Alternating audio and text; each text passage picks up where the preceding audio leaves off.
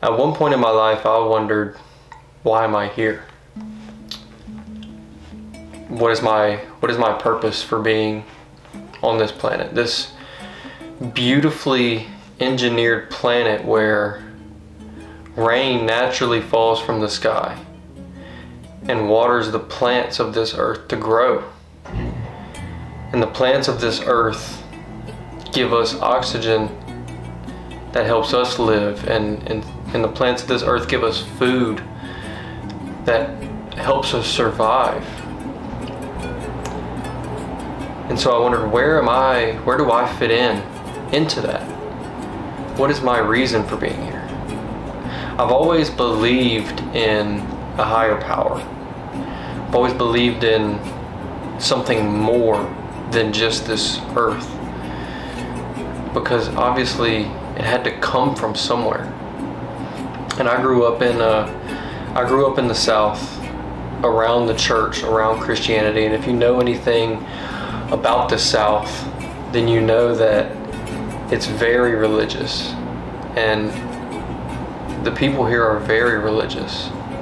And so growing up around the church, I always had faith, but I didn't exactly know exactly what it was I was having faith in. I knew there was a God. I knew there was a higher power than just us.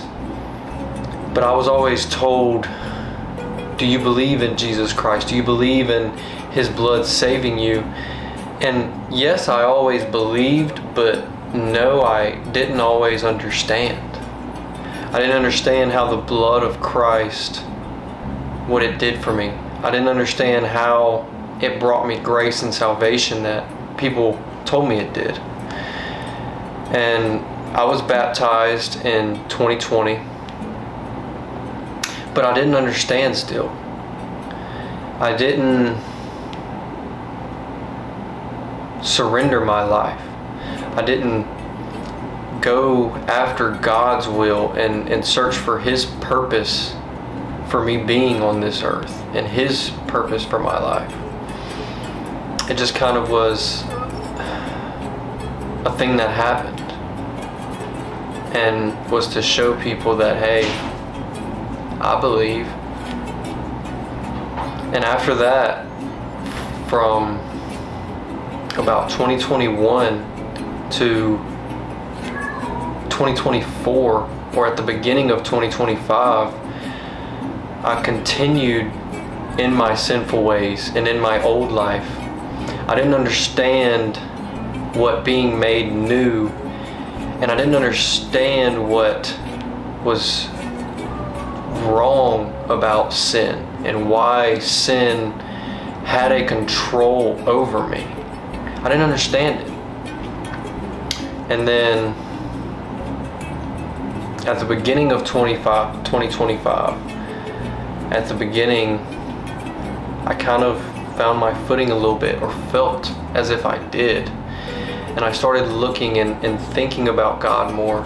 And Jesus, the Lord, was always on my mind. And I was like, why do I keep thinking about Him? What am I doing wrong? Why do I feel this hole in my heart? And in January, I tore my ACL. Now, I did not get angry or sad that this happened. It was kind of funny to me. Because playing sports all your life, and for me, I played high school and collegiate baseball, I didn't get injured that badly to where I needed surgery. And the Lord blessed me in that way, keeping me healthy and giving me the abilities that He gave me.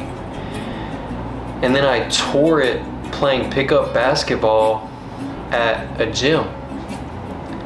And so it didn't anger me. It didn't upset me. It didn't make me curse God or look at Him with any other spite. Instead, it made me just ask why. Lord, why did this happen to me? Why now? out of all the times in every baseball game I've ever played, in every pickup basketball game I have ever played, in every intramural football game I have ever played, in every golf match, and all these sporting events that I have played where this could happen, I said, God, why this one? Why this day? Why this time? And He showed me why. If any of you know, after I had my surgery, I couldn't drive for a few weeks. And so I was only getting picked up to get brought to and from therapy, and I would order food or I'd try to cook something here, make something here. And so in that time, it was a season of isolation. And I needed that more than I ever could have thought in that moment. Because before then I was so worried about going, and so worried about doing, and so worried about being around people that I never sat and thought about myself, thought about what I liked. What is my purpose? And in that isolation, God showed me how cruel the world is that we live in, and how dark and lost I was. Because in those years before, I was so deep into my sin, lust, laziness, envy, greed. I wanted for me. I wanted for myself. And I had problems with weed, and in that time it showed me that all these things, all these sinful ways, these fleshly desires that I used to try to fill a void in my heart that I didn't know exactly what would fill it. So I tried to fill it with everything. And I think that void came from the lack of love in this world today. Because I look at this world and I see wars constantly, rumors of wars constantly. I see famine, I see persecution, and I see hate and bitter hearts.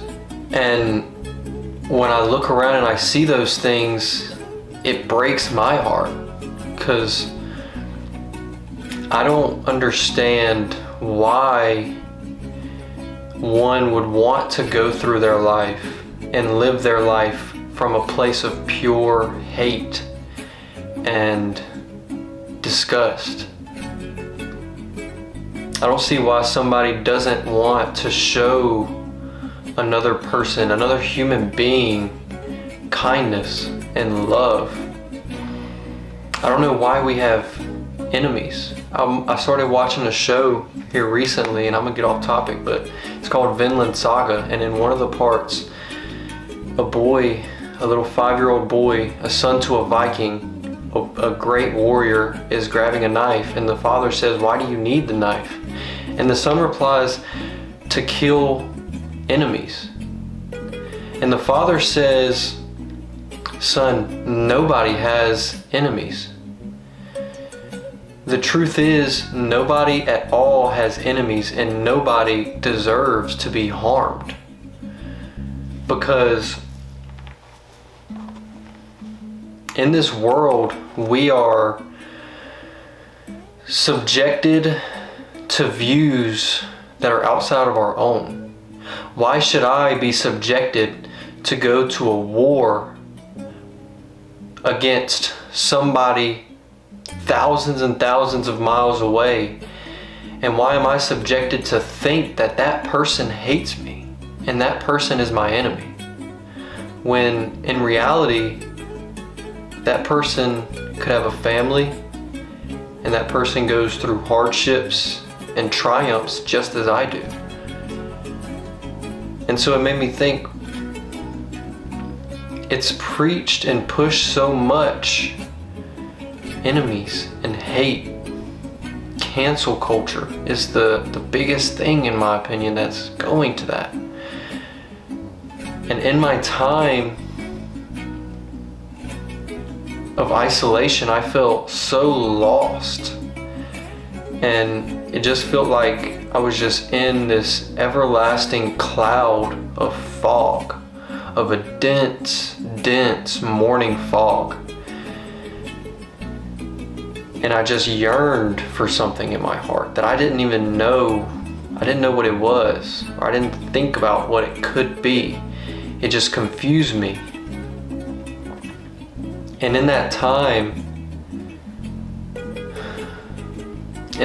of isolation, Jesus just kept showing himself and showing himself in every TV show I watched, every book I read, every person I encountered, every interaction I had. He showed himself.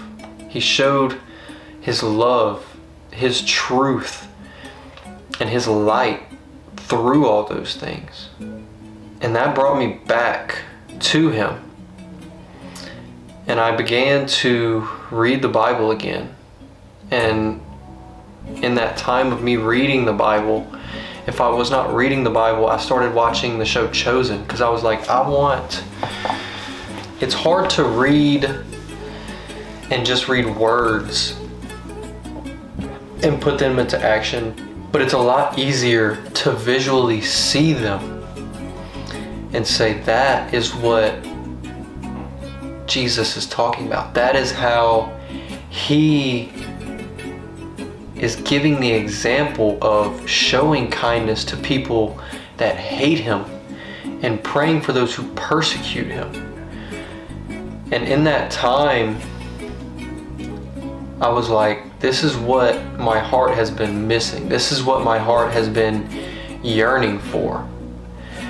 And it came from a place of, I know you've heard the term, my cup runneth over, but I got so tired of asking for scraps and crumbs from things of the flesh and things of this world that I said, God, I will give you my life, because once you give your life to God, you don't have to ask for crumbs. He will give you the whole loaf. And I got so tired of holding my cup out and asking those around or looking in the fleshly desires for drops into my cup. And I said, God, I give you my life, because I see now that with you, I don't have to ask for drops into my cup from these outside things. I can come to you with all things in my life, and you will fill my cup to the brim every day with your love and your compassion. And it wasn't until I truly understood everything, what Jesus Christ did, who Jesus Christ was, why he is so significant to this world that we live on. And once I understood that, it just broke me down. And it broke me down just thinking about the things that he had to suffer through and the things that he was put through, even being a sinless man and living a perfect life. Seeing that he had to suffer the most gruesome death that I have ever seen any human suffer for the salvation and grace, and in order to save every single one of us. Now, I say every single one of us because that is true. But it is also true that not everyone will listen and not everyone will believe. But in that time of when I finally looked and I understood and I said, that's it. That is the truth, that is the way of life. And Jesus says this. He says, I am the truth and the way. And he says, follow me to everyone. And when I understood and I reread those again, I said, that is someone and something. That is the only thing in this world, in this life, worth following. And after that, after I gave my life to Him, once again truly surrendered my entire life to the Lord, I still didn't know what my purpose was, but that became my prayer plan, was in search of solely what is my purpose in God's will. What has He put me on this earth to do for Him? And so as I kept praying about those things, I began to think, what am I good at? What has He given me the abilities to do? What has He given me the talents of? And I love making videos. I wanted to be a sports journalist, and I wanted to make content for people and all those that athletes that don't get the recognition they deserve. And I have a degree in communications, and I feel that I can hold my own in interpersonal communications. I'm not the best, but He has given me that talent. God has given me the ability to communicate my thoughts in different ways that can help people. And so after I sat and I prayed, and this was days and days, because it does not come overnight. You have to go into every day ready to pick up your cross and to follow Him again. And after those days and after that reflection upon myself, I realized, I said, this is exactly what He wants me to do, is content and videos. But it's not about what I thought it would. It's exactly like this. Jesus wants His disciples to spread the gospel, spread the word, so that the Holy Spirit can use me as a vessel to plant that seed in anybody watching, so that He can then sprout that seed into a beautiful fruit-bearing tree. And I want to say this right now. If you subscribe to my channel or you follow my channel and you say that I'm following Dave, that's wrong. Because I don't want any credit. I don't want any following. I only want to glorify the Lord with all the videos I do and the things that I say in these videos. All I want is to do His will and to glorify Him. And so if you like my videos and you follow me and you listen, you're not following me, you're following Jesus. And so that's what brought me here today. And when I think of it now, I don't think of money or status. I don't see views on here as nobody's watching and I'm not making any money off of it. I'm seeing it as, 50 people have watched this video. That is 50 people that I could possibly bring closer to Christ. That is a way. Those are 50 people that may never hear the word or have not heard the word, and that I am their first Bible they are hearing, or I'm the first word they are hearing. And that brings me joy, is being able to use what God has given me in this life to bring people closer to Him and to save people. I always had a belief in God, and I always feared going to hell. But it's when I realized that I should not fear going to hell, because heaven and hell is a choice that you make. It's a choice that you make with your actions every day, and the way you speak to others, and the way you interact with those that you see on a daily basis. It is a choice. It is not something that you can just believe in God and get away from. It is something that you actively have to choose to chase. Heaven is something that you actively have to choose to chase every day. And of course you will fall back into your sin. You will fail the Lord, because we will all fall short of the glory of Jesus Christ. We will all fall short of the Lord every day, more than you probably want to acknowledge. But that does not make you unworthy. That does not make you unworthy of the salvation and the forgiveness that Jesus Christ has given us.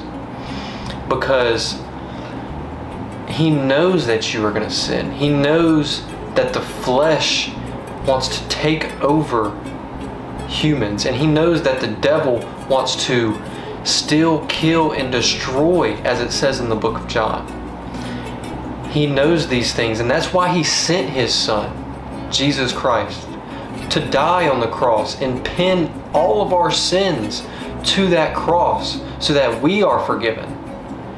And I love the part right before that Jesus gets arrested. He prays in the garden and He says, Lord, if there is any other way, any other possible way. But Jesus knows that there is no other way. And He knows that the only way to save humanity from their sins and to bring them salvation is for Him to give the ultimate sacrifice of His life on that cross. But He says, Lord, if it is your will, it is the way. And that is how I have begun to look at it now. And that is one of the things I'm most grateful that the Lord has changed in my view.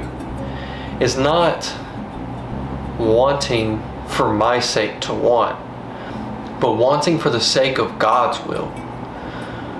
A lot of nights I'll pray and I'll say, Lord, if this is not part of your will, take it away, because I do not want it. I only want what is in your good will. My will and my understanding are flawed. They are not perfect like the Lord's. The Lord sees all of it. His understanding is incomprehensible to us, because He knows what you are going to do before you even do it. He knew what you were going to do today years and years before you were even born. I just wanted to give my testimony because I felt moved to. I feel your testimony is the most powerful thing that you can give, no matter if you're a lifelong Christian from a little infant, and that's always what you believed, and you were raised in the church for all time. That is beautiful testimony. And I love hearing testimonies like that. But it's also beautiful that so many people can have such different testimonies. And you can see how the Lord works through them and works through their hardships and works through the darkness and never stops chasing them. It's like the parable of the sheep. Let's not use sheep right now. Let's use something a little more common, like a workplace. Let's say if I owned a gym and I had 100 people that came and worked out in that gym. Jesus' love for us is so powerful that if one of those people were to fall away and not want to work out anymore and just fall into laziness, they're like, I'm not seeing the results I want, so they just fall away. They're getting dragged away. Satan, like I said, he's here to steal, kill, and destroy. He's stealing them away. He's stealing the sheep in that parable from being a child of God and from Jesus. He is trying to steal you away. Jesus says, I am more worried about going and bringing that one person, that one sheep that is falling into their sin, that has faith, that they know their heart belongs to Jesus, and they know they are a believer, but they are just falling to their flesh. Satan is dragging them away by the foot. The Lord says, I will leave the 99 people that are steadfast in their belief and are still right here with me to go chase and bring back that one person that was lost. And that's how it felt for me. Those few years looking back, in that time I didn't think I was as lost as I was. But now, as I look at sin, and I hate sin. I don't like using the word hate, but I hate sin. I hate how sin makes me feel. I hate that my body wants to sin because it is comfortable. And when I started feeling that, I started realizing that God was always there, because I would randomly think of Him throughout the day, in the back of my mind through all those years.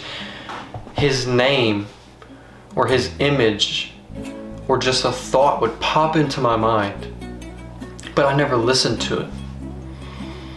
And so it took the most extreme circumstances, the most extreme measures for Him to give me my wake-up call and for me to truly listen. And so if y'all take anything away from this, I want y'all to know that you are never too far to receive God's love. Life is never too dark to have His light shine through. He is never going to stop chasing you. No matter how far you wander off the path, no matter how far you turn around and leave His side, guess what? When He sees you turn around and leave and fall into your sin, guess what? He turns around and follows behind you. But He is not pushy until He has to be. He is not pushy. He is a kind God whose love is always going to chase you. And as you go further and further, He's still right behind you, just waiting on you to turn around and see Him again.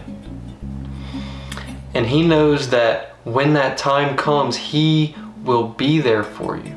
His love and His gentleness, His Spirit is going to be there, and it is going to fill your heart with that warmth that it was searching for in the darkness, in the world, and of the human flesh. He is never going to leave your side. I love the way this is said, and I'll leave y'all with this. He says it's not the healthy. Jesus says it's not the healthy that need a doctor, but it's the sick. It's not the righteous who need teaching and commandments, but it is the unrighteous, those that are lost, that feel that there is no way to come back from their terrible ways, and that feel that they are unworthy. But Jesus wants you to know that you are worthy, and He wants you to look at what He did for us on the cross and see that we are so worthy that He died on that cross and suffered all the pain of the sin and the death that we are supposed to receive. He took that on His back for every single one of you. And He wants you to know that you are worthy. The one thing He wants you to do, and that He truly wants you to do, is when you fall back into that sin, when you fail God, and when you fall short of His glory, and you get up off that ground. Because it says a righteous man falls 7 times but gets back up 8. I will fall 80 times and get back up 81. I will fall 1,000 times and get back up 1,001 times. And you know where my eyes are going to be fixed? You know where Jesus wants your eyes to be fixed when you get up? Is on Him. He does not care how many times you fall. Listen, He does not care if you fall 5 times in one day, if you fall early in the morning, if you don't fall until 1 a.m. in the morning. He wants you to know that He has forgiven those sins and you are worthy. And He wants you to get up after falling. Keep your eyes set on Him. Pick your cross back up and follow Him again. And so remember that every time you fall and think, and when those thoughts that Satan puts into your mind to try to spread doubt, when he puts those thoughts that you're not worthy and that you fall into your sin too much, remember that God has forgiven you. And remind yourself that it does not matter how many times I fall, because I will get up every time and continue to chase and seek God's kingdom and God's righteousness. And I will continue to follow Him with my entire life. I hope that anyone watching this feels worthy and feels and knows that that Jesus loves you, that the Lord loves you, and He's never going to stop loving you. His forgiveness is forever. He just wants you to get up and follow Him. All right, that's enough for today. I love everybody that watches this. Shalom, shalom.